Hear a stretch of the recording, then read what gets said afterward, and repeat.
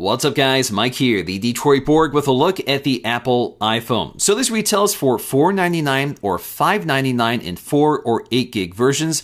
That's through a contract with AT&T, and this phone only works with AT&T. Now I actually picked up my iPhone from the Apple Store and I got the 8 gig version. Now the box itself is all black, and along the side you'll see the capacity option I chose along with these mirrored Apple logos at the top and bottom. Along the back you'll find some info about what's in the box and some of the specs. And on the front, you'll find the iPhone embossed in the surface, including the concaved home button. So lifting the lid, the first thing we see here is the iPhone resting in a clear plastic tray. The phone is pretty impressive. It's very sleek, all glass and aluminum, and it has this nice soft round feel to it, so it feels great in the hand. But before we take a close look at that, let's get to the accessories. So first up, we have some paperwork underneath the tray. So the packet itself does say designed by Apple in California, and inside we have some paperwork which includes fingertips, which explains the basics of using the iPhone OS. We also get some important product info along with a set of Apple stickers at a jaunty angle. We also get an iPhone branded microfiber cloth for cleaning that huge glass display. Next up, we get a bunch of accessories in the bottom of the box. That includes a fairly compact wall charger. This also allows you to remove the prong so you can swap out for extension cables or different international adapters. We also get a charging dock accessory. Although you don't need this allows you to prop up the phone on a desk very neatly, and you can connect an audio source to the back of it. Speaking of audio, we also get a set of earbuds, very similar to the ones you might find with an iPod, but this comes with an inline microphone for phone calls. And also like an iPod, we also get a USB charging cable with a 30-pin connector. So getting back to the phone itself, we really haven't seen anything quite like it. The display is all glass, multi-touch, and only has one button at the bottom. That is the home button. And as the name suggests, no matter where you are in the operating system, it returns you to where you started. It's a pretty simple idea, but a necessary one for something with so many features. Along the top, we get an earpiece, which could be a bit louder, but we also have a proximity sensor. This is an idea that's needed for this display. So when you're holding the phone to your ear, this actually turns off the display while you're on a call, so you don't accidentally hang up on somebody because your earlobe touched the screen. Along the top edge is a power button. Now you use this to turn it on, but you also use it to lock the screen. This is important with a touchscreen because when it's in your pocket, you might trigger something you don't want to. Also toward the top is a mini SIM tray. You'll see a little pinhole that allows you to eject the SIM tray with a paper clip. Now because this is locked to AT&T, a SIM is already included and you shouldn't have to replace this. We also get a recessed headphone jack, which means this only works with the included earbuds or you'll have to use an adapter. Along the left side are the volume controls, which are a bit flush, but there's a recession between them so you can tell the difference between up and down. And just above the volume rocker is a mute switch. Now this is somewhat similar to the lock switch on an iPod, but the function here is quite different.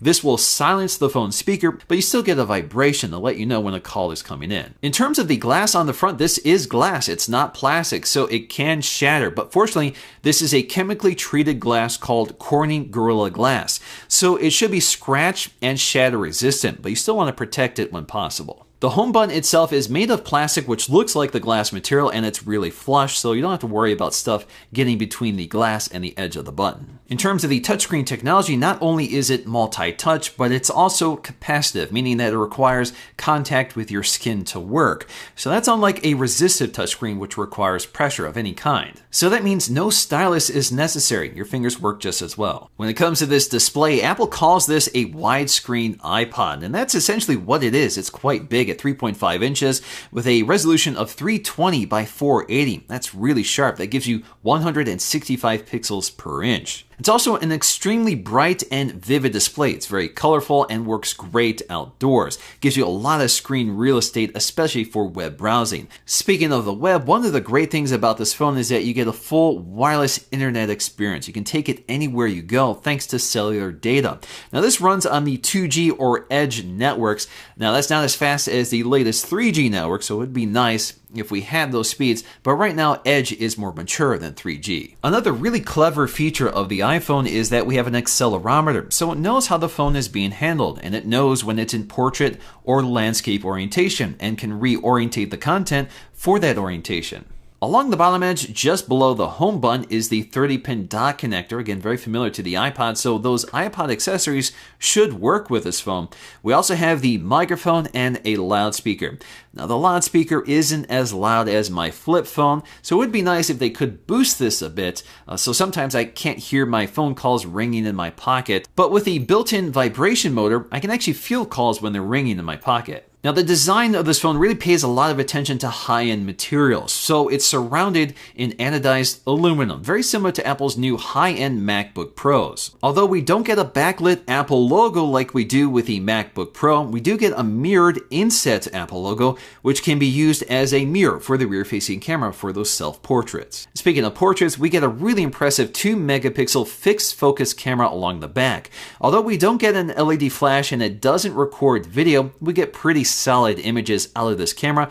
They're really high resolution, they look fantastic with good color reproduction, and if you have plenty of light, images look fantastic. But of course, low light performance is going to struggle with a camera this small. Now, because there are so many radios built into this phone, such as Wi-Fi, Bluetooth, GPS, and cellular, there is a black plastic trim piece along the bottom, which is radio transparent, which allows those things to work through this metal shell. As I said, this also has a GPS antenna, which means this can be used with navigation, and the onboard software does include that. Now, this phone is pretty much sealed up, so it's not meant to be taken apart by the user, so you can't swap out the battery. In terms of battery life, you should get about 8 hours of talk time, 250 hours of standby time, and roughly 24 hours of music playback. So because we have this huge backlit display, we're not going to get the battery life of a Nokia. Alrighty, so as you guys already know by now, this is the 10th anniversary of the original iPhone, and I thought I'd have a little fun by replicating the unboxing I would have done if I was doing YouTube videos back then.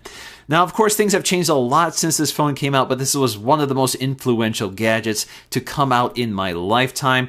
Obviously, this design has influenced every iPhone we've seen and many of the competitors.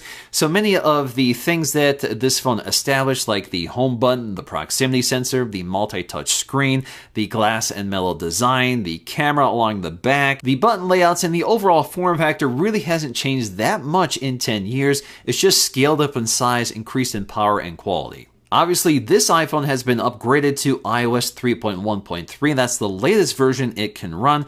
But when it first launched, it didn't have an app store. So the apps that were on the phone were all you got until Apple updated the software. The app store really wouldn't come until the second year, and that really changed things up. But unfortunately, this phone got really slow at iOS 3, so they cut off the updates pretty early. This was powered by a 412 MHz ARM11 CPU with the Power VR MBX GPU. That's fine for the iPhone OS it debuted with, but it was way too slow for everything that came after it. The funny thing about this design is that it really resembles modern iPhones more than the iPhones that replaced it. This only lasted 1 year and was replaced by a plastic design and later a glass design with the iPhone 4. And then with the iPhone 5 and 5S, we went for those angular chamfered edges with the aluminum and glass design, which I really liked, but we wouldn't return to this more rounded, softer feel until the iPhone 6. Now, there's a few things that might surprise you about the original iPhone. So, for example, you could not set a wallpaper for the home screen.